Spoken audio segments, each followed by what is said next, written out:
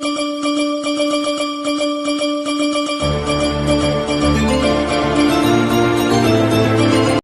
दोस्तों, एक बार फिर से मेरे YouTube channel chemistry by Praveen sir में आपका स्वागत है। आज जो हम चैप्टर चालू करने जा रहे हैं वो चैप्टर है आपका 12 विद्युत। ठीक है, तो आज हम विद्युत के बारे में पढ़ेंगे और बड़ा अच्छे तरीके से पढ़ेंगे चैप्टर को। और बहुत इजी चैप्टर है, जो बोलता है हार्ड है बिल्कुल हार्ड नहीं है। ठीक है, सबसे पहले हम प्रस्तावना शुरू करते हैं। तो प्रस्तावना में क्या लिखा है, विद्युत का उपयोग हम कहाँ पर करते हैं, घरों, स्कूलों, अस्पताल, ठीक है, मशीनरी चलाने के लिए, फैक्ट्री चलाने के आदि के लिए किसका उपयोग किया जाता है, विद्युत का उपयोग किया जाता है। और आज के समय क्या हो गया, आज के समय बिना विद्युत के कल्पना करना हमारे लिए एक असंभव बन गया। ठीक है, तो विद्युत आपने देखा होगा, आपका जो भी मोबाइल चार्ज होता है या फिर आप जो घर में अपने इलेक्ट्रॉनिक सामान जो देखते हो, ठीक है, बल्ब जलाते हो या फिर कुछ भी चलाते हो, तो आज के टाइम में क्या है, बिना लाइट के मतलब बिना विद्युत के कुछ भी नहीं है। सो विद्युत से आगे बढ़ने से पहले हमें कुछ बातों को जानना जरूरी है यहाँ पर कि विद्युत कैसे इलेक्ट्रिसिटी फ्लो होती है, विद्युत धारा है क्या। तो उससे पहले यहाँ पे बात करते हैं विद्युत आवेश की। ठीक है, तो यहाँ पे एक छोटी सी कहानी पढ़ेंगे, बाद में पढ़ेंगे। ठीक है, तो विद्युत आवेश क्या होता है, देखो कोई पदार्थ होता है ना, तो हम पदार्थ के बारे में चैप्टर कहाँ पर 9th में पढ़ चुके थे। तो एक पदार्थ के अंदर क्या देखने को मिलता है, हमें इलेक्ट्रॉन, प्रोटॉन और न्यूट्रॉन देखने को मिलता है। ठीक है, तो अब इलेक्ट्रॉन, प्रोटॉन, न्यूट्रॉन के अंतर्गत हमें उनके वहाँ पर क्या देखने को मिलता है, एक आकर्षण देखने को मिलता है। किसका, प्रोटॉन का आकर्षण किसके साथ है, इलेक्ट्रॉन के साथ। अर्थात जिस कारण उस आकर्षण जो बन रहा है ना, तो उन गुणों के कारण, मतलब इलेक्ट्रॉन और प्रोटॉन के जो गुण है ना, उनके कारण उनके अंदर क्या बना, आकर्षण बना। अर्थात किसी पदार्थ का वह गुण जिसके कारण उसमें विद्युत और चुंबकीय प्रभाव उत्पन्न क्या हो जाता है, वो क्या कहलाता है, वैद्युत आवेश कहलाता है। जैसे इलेक्ट्रॉन, प्रोटॉन और न्यूट्रॉन है ना, सेम टू सेम हमारा आवेश भी क्या है, एक कण है। किसका पदार्थ का, मतलब एक गुण है। अब इसको किससे लेते हैं, क्यू से लेते हैं। देखो अलग अलग बुकों में अलग अलग लिख रहा है, किसी में कैपिटल क्यू लिया है, किसी में स्मॉल क्यू है। अर्थात किसी पदार्थ का वह गुण जिसके कारण क्या विद्युत या चुंबकीय प्रभाव उत्पन्न हो जाए कहीं पर। ठीक है, क्या कहलाता है, वैद्युत आवेश कहलाता है, इसे स्मॉल क्यू से। अब याद रखना, वैद्युत आवेश कैसा है, अदिश राशि है। ठीक है, इसमें देखो याद रखना, दिशा नहीं है, इसमें क्या है, हमें परिणाम मिलता है, इसलिए क्या है, अदिश राशि। अब फॉर्मूला क्या है, Q = NE।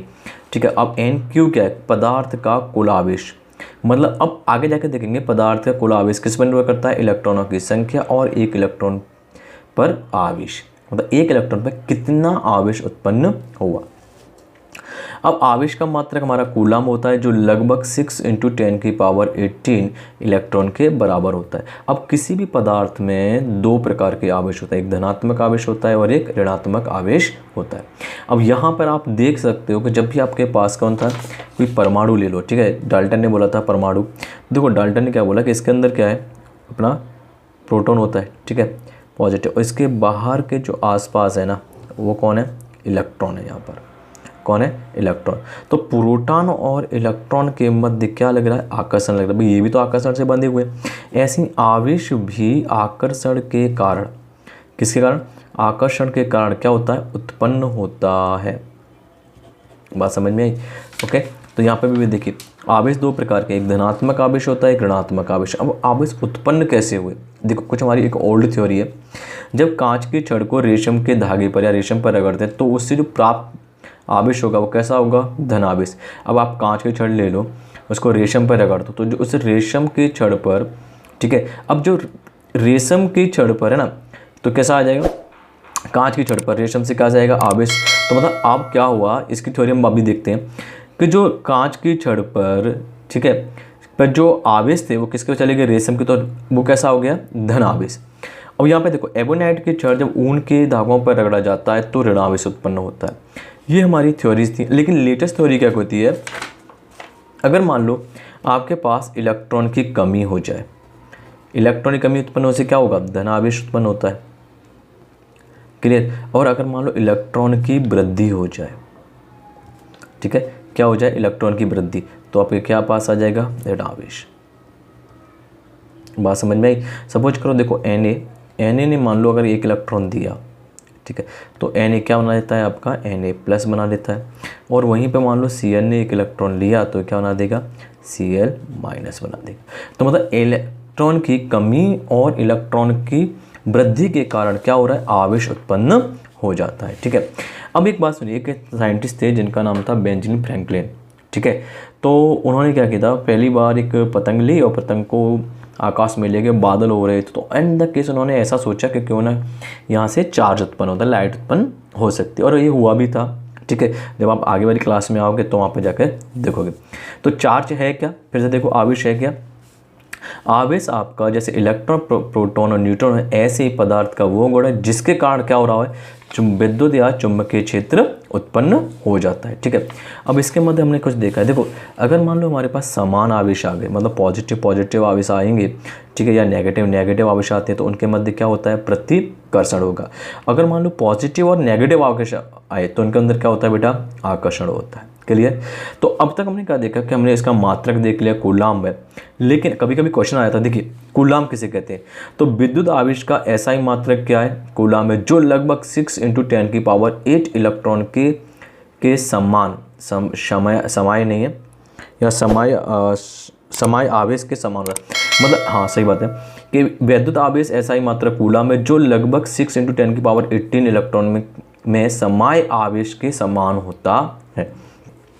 अब देखो यहाँ पे एक इलेक्ट्रॉन पे आवेश क्या होगा, -1.6 × 10⁻19 कूलम होता है। वही प्रोटॉन पे आवेश क्या होगा, 1 प्लस का 1.6 × 10⁻⁻। अब इलेक्ट्रॉन प्रोटॉन पे आवेश कैसा होता है, देखो ये आपको पता ही है कि अभी जो प्रोटॉन है वो हमारा पॉजिटिव होता है, तो प्रोटॉन पे आवेश क्या हो जाएगा, प्लस का 1.6 × 10⁻19 कूलम हो गया। ठीक है, अब इलेक्ट्रॉन कैसा होता है, नेगेटिव होता है। ठीक है, तो इसका क्या लेते हैं, 1.6 × 10⁻19 कूलम। जनरली हम क्या लेते हैं, आवेश का लेते हैं, आवेश को जो हम लेंगे ना, ई इक्वल टू लेंगे 1.6 × 10⁻19 कूलम ही लिया जाता है। क्लियर। चलिए आगे देखिए, अब यहाँ पे एक छोटा सा क्वेश्चन मैंने किया हुआ है कि एक कूलम में कितने इलेक्ट्रॉन होते हैं, बहुत ही मोस्ट इंपॉर्टेंट है, पूछ लेता है। तो देखो वी नो दैट, हम जानते हैं कि एक इलेक्ट्रॉन बराबर कितना होता है, एक इलेक्ट्रॉन में कितना आवेश होता है, 1.6 × 10⁻19 कूलम होता है। अब एक कूलम में कितना होगा, तो मैंने क्या किया, एक को वहाँ से मल्टीप्लिकेशन, देखो यहाँ पे मल्टीप्लिकेशन हो रहा है दोनों का, तो हम क्या करें, देखो एक इलेक्ट्रॉन में कितना होता है, 1.6 × 10⁻19 कूलम होता है। ठीक है, अब इसका आवेश, तो मैं इसको ऐसे कर दूँ भाई, इसको यहाँ पे मैंने थोड़ी देर के लिए एक मल्टीप्लिकेशन मान लिया, तो एक कूलम में कितना हो गया, 1 × 10⁻16। ओके, ये क्या हो गया, आपका आवेश हो गया। ठीक है, आवेश ऊपर की तरफ।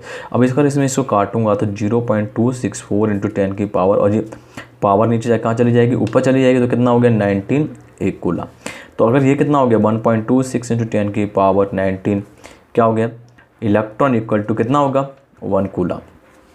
सो फाइनली एक कूलम में हम मान लेते हैं कि 6 × 10⁻18 18 हो जाएगा बेटा, जब पॉइंट इधर जाएगा तो 18 क्या होते हैं, इलेक्ट्रॉन समाय होते हैं। ओके, तो देखो अर्थात यहाँ पे लिखा हुआ है 6 × 10⁻18 मिलकर के एक कूलम के बराबर होते हैं। ये ई है ना बेटा, इलेक्ट्रॉन है। तो फिर से एक बार देख लीजिए हमने क्या क्या सीखा आज। हमने सीखा कि प्रस्तावना में क्या है, हमारे घरों में लाइट यूज होती है। आवेश क्या होता है, किसी पदार्थ का गुण होता है जिसके कारण चुंबकीय विद्युत और चुंबकीय क्षेत्र उत्पन्न हो जाता है, वो क्या हमारा आवेश कहलाता है। Formula Q = Ne। ठीक है, Q पदार्थ का कुल आवेश, N इलेक्ट्रॉन की संख्या, E इलेक्ट्रॉन का आवेश। वैल्यू कितनी होती है, 6 × 10⁻18 होती है। आवेश दो प्रकार के, धनात्मक ऋणात्मक। उत्पन्न कैसे हो रहा है, रेशम पर रगड़ने पर क्या धनावेश, और एवोनाइड की छड़ पर रगड़ने, एवोनाइड की छड़ को ऊन पर रगड़ देंगे तो उस पर क्या जाता है, ऋणावेश। फाइनली हमारी थ्योरी नहीं आ गई, इलेक्ट्रॉनिक कमी, इलेक्ट्रॉनों की धनी, अगर कमी है तो धनावेश और वृद्धि है तो ऋणावेश। फाइनली हमने यहाँ पे कर लिया था कि अगर समान आवेश आ गए तो उनके अंदर क्या होता है, प्रतिकर्षण। ठीक है, और समान आएंगे तो आकर्षण होगा। अब यहाँ पे हमने कूलम की डेफिनेशन दे दी, कभी आपको पूछ लेता है कि कूलम की डेफिनेशन क्या है, तो कूलम आवेश का सही मात्रक है जो लगभग 6 × 10⁻18 इलेक्ट्रॉन में समय आवेश के समान होता है। तो इलेक्ट्रॉन का आवेश, प्रोटॉन का आवेश हमने दोनों दिखा दिए, और फाइनली हमने इसको प्रूव भी कर दिया कि एक कूलम इक्वल टू 10⁻18 इलेक्ट्रॉन होते हैं।